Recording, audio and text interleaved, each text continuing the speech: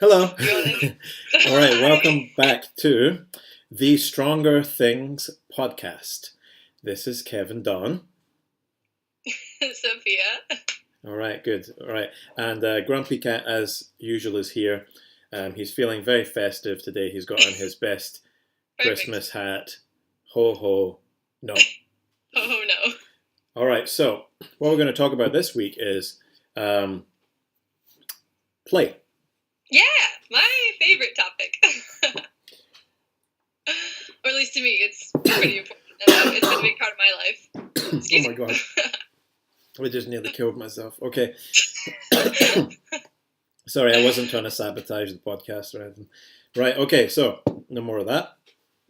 Humans not supposed to breathe coffee. Note that's not a good thing. All right, okay, cool. So we're going to talk about play this time. Okay, and I think play is important for a number of reasons. And one of the main reasons would be that it actually helps with brain development in children. Is that right? Hmm. Yeah, definitely. And another thing is that it's actually part of a human rights charter for children. So there's this thing which is called the UNCRC, and I don't know if you've heard of that. No. Okay, so it's the United Nations Convention on the Rights of the Child. Oh wow. Okay. Yeah, and it was actually ratified by enough member nations of the United Nations to come into action on the 2nd of September 1990. Hmm. And it's been signed by all but two of the nations of the world. So that's pretty good. Wow. So you'd imagine that those two nations would probably be really crap ones, right? Like Oh no. like Somalia. Uh-huh. Can you think of what the other nation that hasn't signed the Rights of the Child Convention might be? One was Somalia, by the way. Oh gosh. Wow. That's a toughie. I would guess the USA. You are right. So Oh, yeah, the United. why? Well, because they don't believe that international treaties affect U.S. domestic policy. Oh, got it. However, Madeleine Albright, who was the Secretary of State, has signed it, but it was never brought into like being part of U.S. legislation. George W. Bush declined to bring it in. Well, Bill Clinton before him, and then Hmm. George W. Bush, and then Obama said that he thought it was an embarrassment that the United States had not signed it and promised that he Hmm. would, and then didn't. And Oh, the Trump okay. administration still hasn't signed either. So Okay. yeah, the United Nations Conventions of the Rights of the Child are limited to every nation except, well, yeah, if you're living in Somalia or the United States, no, you don't have any rights as a child, especially not Article 3, which is the right to play. Hmm. No, that's interesting. I'd like to learn more about that. But to all the listeners out there, you might be wondering why we're talking about play on a strength podcast.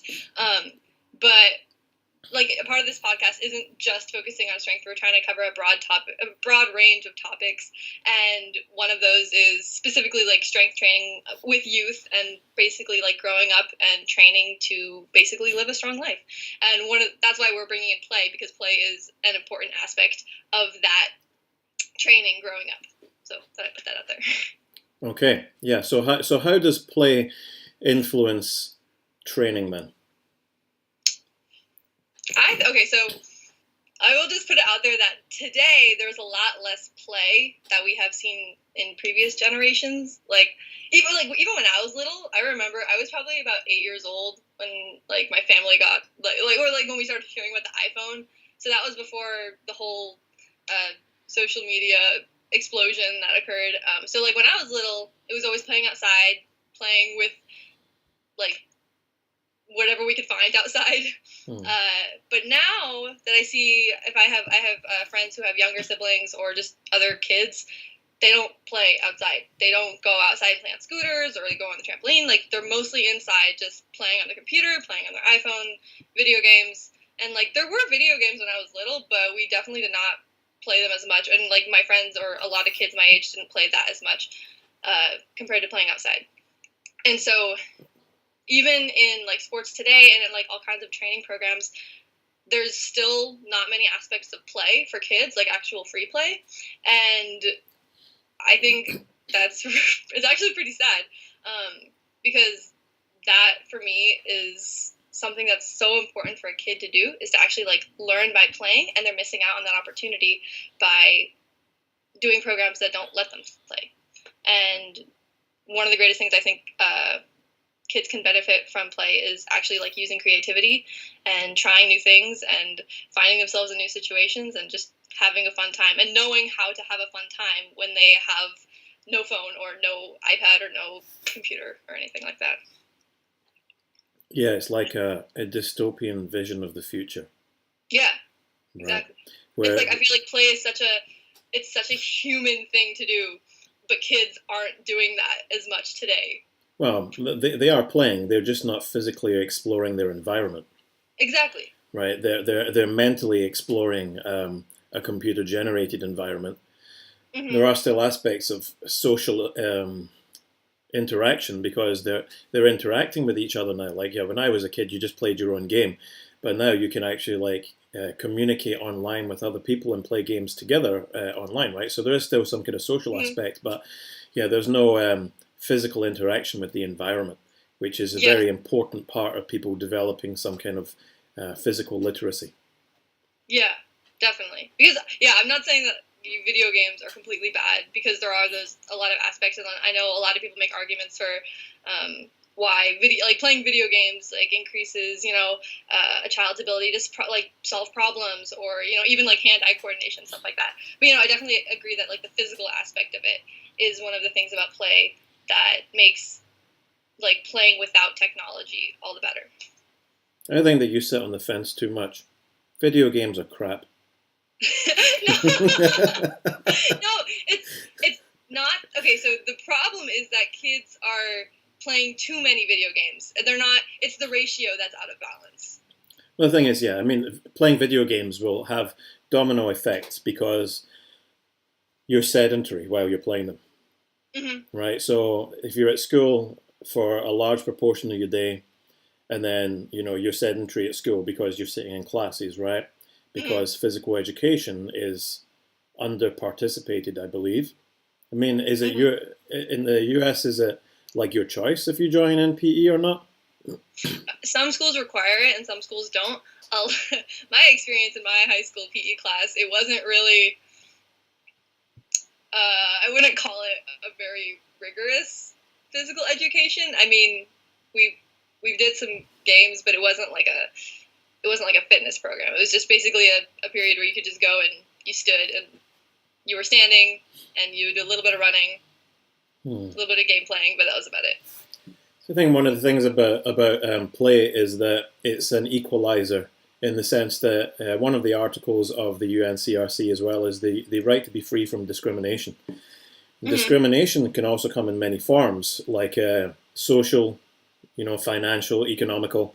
And it's one thing I realized that when I did do martial arts before was that everybody is equal when we were doing that. You could be punching and kicking a guy that was like a CEO of a Fortune 500 company, right? Or what I mean. So it was a great equalizer. Yeah. And I think that frees and liberates children from any forms of discrimination. Also, discrimination, we can find it in sport that we don't find in play, in the sense that sports are discriminatory by nature, the nature of the sport being that it's about winning, not participation. Yeah. So it tends to be, if you're not any good at soccer, then you are going to be picked last. So this would be a form of discrimination, and could be a form of abuse, really, because it's emotionally abusing towards a child to feel that they're not good enough to participate in a sport. And I think that play is more important than structured sport for that reason. Yeah, I actually never thought about that, but that is very true. Like that feeling of, oh my gosh, yeah, everybody else is so much better than me. Like they're the ones who always get to go on the field, and they're always ones that get to play. That actually happened to my roommate. She said how she was on the tennis team, and because she wanted to try it, and that was great. But the coach never put her into a game, like the entire season. He never put her into a game but he had her as an extra person to be on both JV and varsity, just to be a backup person at all of the games. But at the end, it wasn't fun anymore for her, so she quit and never went back to it. Yeah, I mean, that's it. Play is inclusive by its nature. And so I think that's important. And then to bring it back to my point that I started and then shot off on a wild tangent, is that, I mean, playing games is sedentary. So we've got this domino effect of where we've got a rapidly increasing child obesity problem, and that's going hand in hand with a diminished rate of child physical literacy and environmental interaction. And it's something I was just talking about yesterday with another one of Brand X's smart people that I quite like. Nice, I saw that. Dr. Jose, right? And he's a pediatric surgeon, and we were talking about basically how, as adults, we've got deformed movement patterns because overweight children end up with knock knees, or as we would call them, like valgus knees, or and that's because the load being supported above is resulting in the knees getting into this position in order to support the weight above it. And even if, as adults, they were to lose weight, they are still going to be moving with a potentially catastrophic movement pattern because they have developed a valgus knee problem through childhood obesity. So we've got this domino effect where lack of physical literacy, lack of play, and lack of environmental expression is resulting in poor movement patterns as adults. Yeah, so that starts when they're really, when they're younger, when they're kids, teens. Well, when would you say that problem starts? Well, I would say it's got to start before the skeleton is fully formed, because that's when we're going to see those kind of changes coming in, and then the skeleton makes changes before it's fully formed, and then as it forms a more rigid skeletal structure, that's going to have affected them as an adult. So it's hard to say because different people are going to develop at different ages. But obviously we want to try to have some kind of interaction with encouraging play as young as possible, right? Yeah. And I think the problem now is that it's very easy for adults, because I don't have any children, but I've seen some, and it can sure be annoying, right? So I understand the temptation that may be there to just smash an iPad down in front of them because they suddenly just switch off and go quiet, right? But as soon as you've done that, we begun to develop a problem, right? Because the adult has identified the iPad as a sort of reward structure for themselves. Child is making noise, quick, where's the iPad, right? And the child themselves realizes that they are probably going to receive positive verbal feedback and praise when they're sitting quietly watching an iPad versus when they're running around the house going mad. So what's happened is we've begun to reward a lack of interaction, and a lack of exploration is being rewarded, and exploration is being chastised because parents just need a break. Yeah, I see that all the time out at restaurants, out at malls. The kids always have the iPad 6 inches from their face. They're watching something, they're playing something. A lot of kids know how to work an iPad better than I do for the most part when it comes to games and stuff. And I remember even if in the mall, kids will be in their strollers, or they'll just be walking or sitting in the cart looking at their phone. And part of me remembers when I was little, we didn't have phones or iPads or anything, so I would always run around the store or go explore. And then that also brings a problem that I think is pretty evident today with parents, is just a concern of safety for kids for the most part. Because if you were to let your kids, roam around the store, there's a chance they could get lost or kidnapped, and all those fears. And that's why I think a lot of parents who live in neighborhoods won't let their kids go play outside, because that's a big fear, is safety issues. Or they won't let you walk to the park that's 2 blocks away because, you don't want to get kidnapped, you don't want to get hurt. And I think a lot of parents just nowadays are just getting really protective of their children. Of course, you don't want your kid to hurt themselves. But I think that's actually kind of an important part of playing, is to actually learn stuff. And if you get hurt and you learn from it. But Well, that's why programs like the Brand X method are important, because it allows parents to be able to have their children in an environment which they know is safe. It's mhm, being run by coaches who are educated in what is best for children, mhm, and also following a program of things that are developmentally appropriate for different age groups. mhm, And I think that's something which is good about Brand X, is that, okay, if as a parent you don't want to let your child go play outside, or you don't want them playing at home because it's driving you insane, then we've got places like Brand X which are able to facilitate the desire of the child to play, but mhm, also match it up with the desire of the parent to keep their child as safe as possible. mhm, And this is something that I think is very important, because I've touched on this before, which is that a lot of gyms are opening up child classes. And they're doing that because those classes are actually, for the most part, being requested by adult members. mhm. They want something for their kids to do while they work out or something. Yeah, that's one aspect, or just that they found that they're really enjoying the process of training and they want their child to be part of that, or maybe they want their kid to have a more social environment where they're Mhm. making friends in person versus online, or Yeah. they do recognize the need for some kind of physical literacy.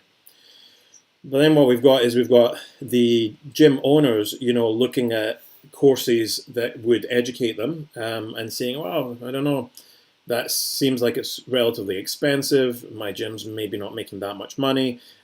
So, I'll just open child's classes anyway. All we do is just give them some snatches and some stuff, right? It's all good." Right?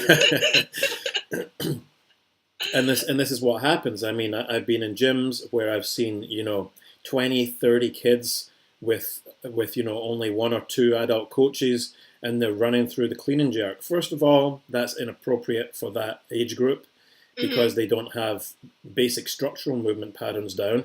These sort of Yeah. advanced high skill movements, bad plan. And then the next thing is, even if we were to introduce high skill movements, you've only got one coach between 15 to 20 youth athletes, and this is not a coaching scenario. Mhm. It's just a group management scenario. So I Baby. think Yeah, this that one's is like babysitting. yeah, this is something that we've got to try to pass on. I remember one time when I was young that my dad said to me that silence is collusion, right? Collusion. Collusion, like colluding in something, would be agreeing with some kind of nefarious purpose. Mm. So if let's say you're in a group of people and those people are talking badly about your friends, Mm. and you stand and you don't say anything, then you have colluded in that process of derogatory remarks about your friends, even though you didn't personally make one. You were a part of what was Oh. going on. So, if I'm a great believer in saying what you believe is right, because silence is collusion. So if I Mm. see gyms out there, and which I do because I've been to hundreds of gyms, if I Mhm. see them give out programs which are developmentally inappropriate, and I see them not doing what is best for the right of the child, which is the right to play and also the right to safety, Yeah. then of course then we have to say something, right? So yeah, I mean, I think it's important that gym owners try to realize that, okay, yes, there's going to be some kind of expense incurred in terms of your time and in terms of a monetary value, but Mhm. that's nothing compared to the value of what it's going to be like to bring children up to be strong, independent young adults Mhm. with good morals, values, and physical attributes. These are things that, no amount of money you can exchange that for. And I'm sure, Mhm. having grown up in Brand X method, right, that you would attribute a lot of your current personality and your ability to take on challenges in a positive mindset to Yeah, for sure. the things that you learned there. Yeah. That basically nailed it on the head right there. Right. So I mean, we could call that anecdotal data. However, Yeah. right? However, it's something that's happened with scores of children across multiple years. So therefore, the sample size of what's going on with appropriate play and appropriate physical development is actually getting larger and larger to the point where it becomes a sample size that could be considered for empirical data. Yeah. I wonder if there are any studies on that.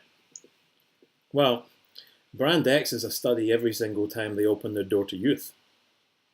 Right? That is true. So that's the study. That's the point. Right? So what's going on with teaching these children in multiple locations across multiple countries, that's the study. Okay, that's cool. I like that. I never actually considered it to be like that, but that makes sense now. Yeah. So it was like a petri dish for your growth. I'm part of a sample size. You're a very successful sample. All right. So let's talk about other things about play. So we've established that play is going to be very important for mitigating obesity. It's going to be good for getting rid of abnormal motor patterns later on in life, which were related to the aforementioned obesity. It's going to be good for developing social skills, interaction with environment. And what else is it good for? It's good for the actual structure of how our brains work in terms of how we process information and how we learn. And that's really down to the fact that free play secretes a chemical compound, right, which is called BDNF. Brain-derived neurotrophic factor, BDNF. Brain-derived neurotropic factor, right. So what is BDNF? It's basically a chemical in the brain that's released during physical activity in the absence of stress. And it's released in the main parts of the brain that are essential for learning and long-term memorization. The hippocampus and the frontal cortex. And basically, whenever BDNF is released within that brain, the chemical actually creates a growth of new dendrites, and dendrites are parts of the brain neurons that allow for efficiency of communication between brain cell to brain cell. So basically, the more BDNF that is released, the more growth of dendrites you have in your brain, the better able your brain is able to send neuron signals to and from different parts of your brain, and basically makes those neurological pathways stronger, and I guess kind of turns into almost like a muscle memory kind of thing, but it basically just increases your capacity for learning as well. Okay, because there's one thing that I think that a lot of parents view play as something unnecessary, or something that a child is doing perhaps because they're lazy and they don't want to do their homework and so on and so forth. Procrastination. Right. But in fact, and although we shouldn't probably let the children know this, right, it's actually going to be more useful for them in terms of increasing their capacity to learn and to store that information in their long-term memory, right? Yeah, exactly. And I tell my friends that here in college, because we do most of the past couple weeks has just been pure studying, and most people here will just sit down and work for maybe like 6 to 8 hours straight, just sitting, studying, staring at a screen the entire time. And so I always get up about once an hour, and I'll do something, like go up the stairs, go up and like walk outside. Before exams, I bring a hula hoop, and I hula hoop right before the exam because it's fun, and doing anything that has that playful aspect when I'm studying or when I'm trying to learn really helps. Interesting. So I always try to encourage my friends, like, you need to stand up and you need to go do something, or like go take a break, go to climb a tree or something, or just walk around to the end of the room and back, even just getting up. Yeah, so I think, I mean, the message would be, I know that Brand X, right, and you'll be able to confirm this, that there was time set aside after the playtime in the class for children to do their homework. Yeah, there was a homework room right next to the gym, and they had it there so that when we were done with the workout, we could go do our homework, do our studying, because we're studying right after you play or right after you worked out or exercise, had fun, helps you study and focus better. Okay, great. Okay, so yeah, I mean, it wasn't just there so because they wanted to say, hey, it's not about play. Your kids are doing their homework when they're here too. It wasn't like a homework club. There's actually reasons for this, and the reasons would be greater BDNF secretion. I wonder, we're going to get a BDNF expert on here soon, I'm hoping. Yeah, I'm excited for that. Yeah, so he's super cool. Well, I don't know, maybe he's not. Maybe he's really boring. I'm sure he will. But so I met him at a seminar I taught recently, and he is the rank of Surgeon Commander in the Royal Navy. That's pretty legit, right? That's awesome. Yeah, so he's actually the head psychiatrist for the Royal Navy for like a whole region, so for the whole country of Scotland. So wow. Yeah, so that's pretty cool, and he knows an awful lot about BDNF because it's not common. I meet someone and then I start having a conversation with them, and almost immediately the conversation goes like level 5,000, and I don't even understand what he's talking about. So I was like, okay, this is a smart guy. I think we should have him on our podcast. So we're just waiting to get some clearance from the UK government about whether or not he can be on our show, but we kind of like fly under everybody's radar at the moment, so I think it should be okay. Awesome. So that would be pretty cool. I'm excited about that. Nice. So we can learn more about how BDNF actually works and actually functions at the neurological level. Yeah, exactly. And apart from that, I mean, I'm hoping to get people on as well, other people from the UK, to talk about how the government over there are planning on introducing their own aspects of the United Nations Charter on the Right of the Child, specifically Article 3, which is the right to play. I know that in Scotland in 2016, they launched an organisation which works with the Scottish Government, which is called the National Play Strategy, and Getting It Right for Every Child, which is based upon this acronym they have. And it's like, I always thought acronyms were supposed to, I don't know, like be catchy and mean something. But this acronym's really weird. It's SHANARI, right? SHANARI. Yeah. So it is safe. So the child has to be safe. Mm-hmm. They have to be healthy. They have to have an aspect of achieving. Right, so they've got to learn skills, confidence, and develop self-esteem in a supported and guided environment. Mm-hmm. They've got to be nurtured. They've got to be active, which comes back to play again. They've got to have the right to be respected. So during the play, they've got to be able to have the opportunity to have their voice heard and to have the group make decisions based upon individual child input. They've got to be responsible. So within play, children will also be encouraged to take on different roles within the play. And then also they've got to be included. So that's SHANARI: safety, health, achieving, nurtured, active, respected, responsible, and included. And these are things that we see in play, but again, we don't necessarily see in sport.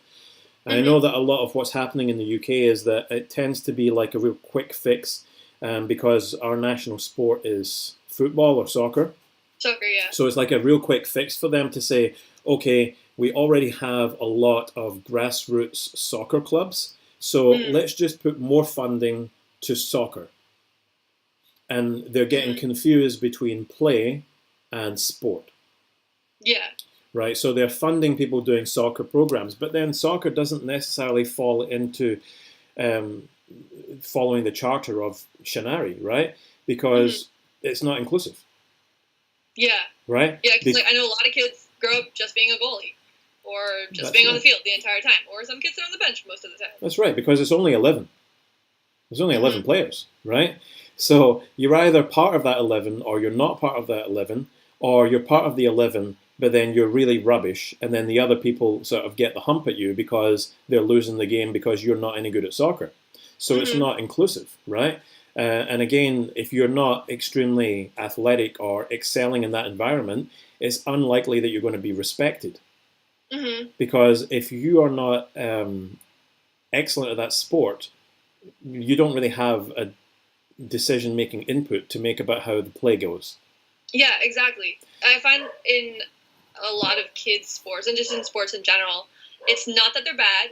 It's, well, like the difference between sports and actual play is, like you were mentioning, the kids don't have the opportunity to like speak for themselves and what they want to do, because there are rules and you have to follow the rules, and there's a coach and you got to do what the coach says. So yes, you're gaining some fitness by running or doing whatever drills you're doing, but yeah, for such a sport specific thing, you'll get better within that sport, but then outside of it, like using any kind of creativity or like leadership skills and trying new things, it's just not there. Mm-hmm. Yeah, that's the thing, is that, and apart from those aspects, we've also got just the fact that sports cause injuries. Mm-hmm. Play causes injuries too. I got injured playing lots of times, right? So does training. But I'm not saying that it doesn't cause injuries. What I'm saying is the incident of injuries is higher. Mm-hmm. Because when you're trying to do something in order to win or perform, you are Mm-hmm. more likely to do something in the absence of good movement standards. You're going to do something more risky in order to win. So injury rates for children, if we're talking about the right to play and the right to safety, then it's also goes in hand with the opposite, right? Which would be not to play and not to be safe, right? So if we have the right to play, it also means we have the right to do everything we can in order to stop the opposite from happening. And an injury means that it was an unsafe situation. And in fact, I recently did a certification course with what's called the SFA, which is the Scottish Football Association, which is the national governing body for soccer. And part of that was actually identifying what would be considered abuse. So obviously, it would be a terrible scenario if a child under the care of a coach was the victim of abuse. And believe it or not, an injury happening to a child in the care of a coach comes under the category of physical abuse. Oh. Right, and I had never thought about it that way, but that's coming from the national body. You bring a child in, and that child gets an injury, which was a result of unsafe practice, or a result of them doing something that they were not physically able to do, that was encouraged by the coach, right? Which could happen. Over ambition in something. Yeah, then that actually falls under the category of physical abuse, and you could lose your job. You'll certainly be reported for it. So it's not like with adults, because adults have free will to do these things. Children tend to act upon the guidance of adults. Mm-hmm. So yeah, injury equals physical abuse, and things like asking a child to play sport in a hostile environment. I don't mean sending them over to play a friendly game in Afghanistan, right? I don't mean like a war-torn country, right? But anything that has an extreme of physical environment for them. So that could mean for some children playing soccer in shorts and t-shirt in the snow. Oh, okay. I've heard about that, like crazy weather scenarios. I'm like, wow, it's insane. Yeah. So that actually falls into the category of neglect of the child.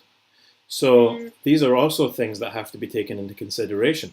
And that's what, again, a lot of coaches don't think about, is like, okay, we've got 30 kids in here. I'm going to put them through the clean and jerk. Well, basically, if any of those children get injured performing this movement, which was developmentally inappropriate and was being performed in the absence of a good ratio of adults to child athletes, then that child is now a victim of physical abuse, and this is bad. Very, very bad. Yeah.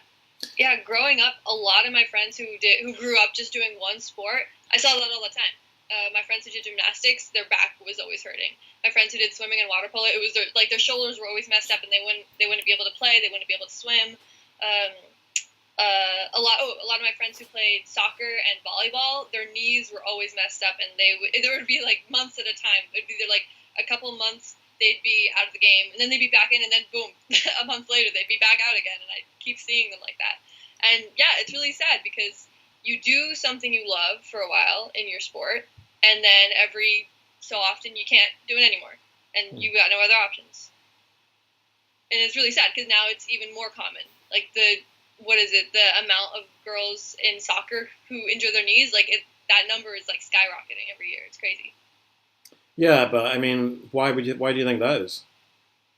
Do you think Again, more girls are participating in soccer? That's possible, but I think it's also, well, it's a combination of a lot of things. Not just, I think sports specialization is increasing a lot. Like parents trying to get their kids into sports as young as possible so that they can get better at that one sport throughout their life. So a lot of it is just, I guess, like over dedication to those sports, not enough cross training or like doing actual strength training to build the muscles they need to like act and run or to basically perform any movement safely. I think that's a big part of it too. Yeah, that's it. I think a lot of parents are don't have enough time to do enough due diligence to research these things, and they equate success with quality. Mm-hmm. But these two things are not interchangeable. So, for example, there's one woman who's, well, she was, I kind of grew bored of it. She was one of my favorite people to troll on Instagram, right? Oh, and Facebook and any other social media that she was on. And it was like, she had this 8-year-old child who was actually her daughter that was performing triple body weight deadlifts. Oh my God, I've seen videos like that. Yeah, and these positions were actually physically catastrophic. So, like, it wasn't just that there were some one or two small things that could be fixed with these deadlifts. It was a complete train wreck, and it is reasonably foreseeable, which is one of the tests in law for litigation. It was reasonably foreseeable that such poor technique could result in an injury. It was terrible, right? But what we've got is that this child is now like the United States deadlift record holder. Mm-hmm. So now what's happened is the logical fallacy of the voice from authority, where this woman is now saying, well, the children I train are national champions and hold national records. So then therefore uses that as a marketing ploy to try to get more parents to send their children to her. And this is terrible, right? Because obviously the parents say, wow, she's amazing because she has all these national record holders. But that's a logical fallacy. It was like yesterday I watched an episode of something, and it was someone was introducing people that had a kids program. And the kids program that they've got was apparently developed by a couple of Olympians, right, in Taekwondo, right? And then the person presenting the program was like, yeah, wow, so it was developed by Olympians. Well, the program's legit. And this would be a logical fallacy, right? The voice from authority. It was like, okay, hold on a minute. What are the kids learning to do here? All right, they're learning general physical preparedness. Please tell me again how an Olympian in Taekwondo will be best suited to teach my children squat mechanics. Right? They can't. So this is a thing too, is that we have to be wary as people that are responsible that yes, of course, we want to do what's best for the children, and sometimes that means we're making decisions like this, but we have to make sure that those decisions are based upon information that we're in possession of, and not purely voice from authority fallacies. Mm-hmm. Yeah, and like back to the story with that lady and her daughter, and her daughter with the national records. Like, first of all, okay, how many other kids are competing nationwide? Probably not a big, pool of kids. Yeah. And also, I guess, like you were saying, a lot of parents will look at that and see like, wow, that's amazing. I want to get my kids in that. But they're seeing like the short term, and there's no way for them to actually know like what the long term is by doing that for the kids. Because at that point, like if you're 8 years old and you're lifting 3 times your body weight, if your form isn't, for little kids, like they don't have the muscle mass that's going to protect them. No. And I think that's establishing bad habits that they will have later on, which will lead to back injury or some kind of injury. I think it's reasonably foreseeable that this could happen. Like we can't say with definite certainty it can, but the fact that it's reasonably foreseeable is enough to fulfill a legal requirement on the side of the coach. right? Yeah. It's like these cases all come from anything where there's judicial precedence, right? Mm-hmm. So I mean, it's like that's how they're looking at things. Is it reasonably foreseeable that this could happen, right? And who's responsible? And certainly having a child lift heavy loads with next to no technique, we could say it's reasonably foreseeable that this would cause injury. So yeah. Mm-hmm. And you're right. We can't really. It's the voice from authority, but sometimes the voice from authority is based upon something which isn't really concrete itself. Like you said, how many 8-year-old girls are doing powerlifting? Right? Not many. Yeah, no. So the fact that she's a national champion doesn't mean anything, right? Yeah. However, this woman is going to have multiple youth now coming to her from referrals that she's getting because she trains champions. Mm-hmm. I think it's a hard thing because the thing for me is that I run an extremely unsuccessful business, right? And the reason is because I have some morals. See, that's the sad part. Well, it is. But this is what you're going to realize. Welcome to the world. Is that those people that have no morals whatsoever are the ones that are going to do better in business. And the people that care most about others and have a good set of moral standards typically won't last very long. So I'll tell you a story which isn't really related to children, but it's related to training, and it's related to just an example of this. So I used to have my affiliate that I was running functional fitness inside a big martial arts gym in Hong Kong. And every morning I had my class at 6 a.m. and there was some other personal trainers there. And every morning there was this one guy that was always getting ready for his client.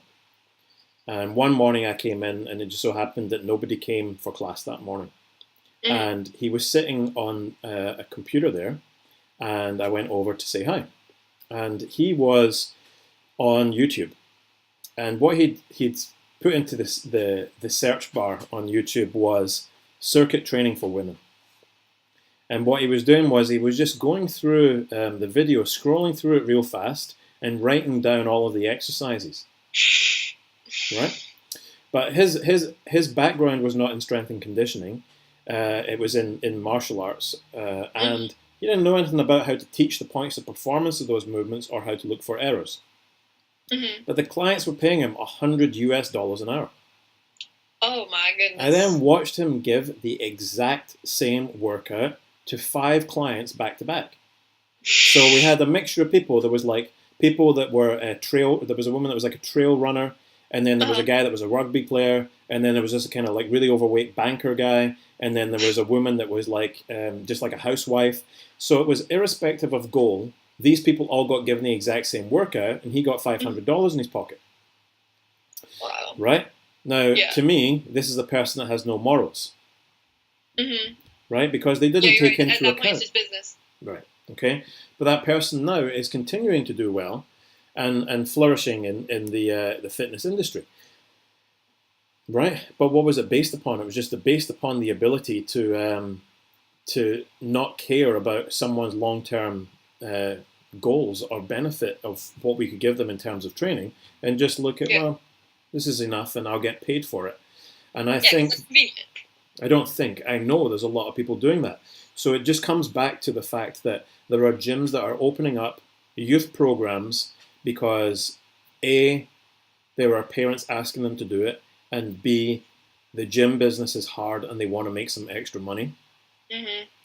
But they have not bothered to educate themselves about the differences between these different populations and exactly the type of long-term implications that good versus bad coaching can have on a child right through their entire lifetime. Yeah. Oof. Yeah, so that's, hopefully we'll get some good messages across to whoever's listening. Yeah, the message is stop being an idiot. Morals by Kevin. All right, guys. So that was the Stronger Things podcast about play and youth-appropriate training. So we'll see you guys next time. Thanks, Sophia. Awesome. Thank you, Kevin. See you. Bye. Bye.